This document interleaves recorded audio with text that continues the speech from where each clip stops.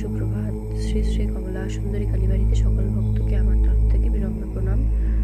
আজ 12ই আগস্ট, মায়ের বাৎসরিক পুজোর জন্য আপনাদের কাছে দিয়েছিলাম একটি পোল যে মা অঙ্গরাগে নেমেছে, একটি ভিডিও করে দিয়েছিলাম।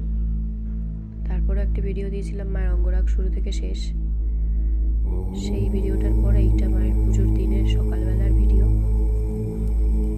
আজকে মায়ের পুজো,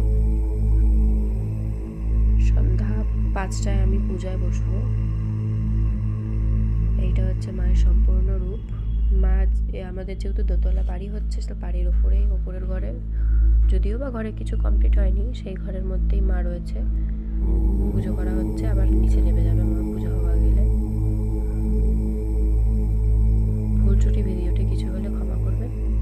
নমস্কার। আর সবাই কমেন্টে জানাবেন যে কেমন লাগছে মাকে।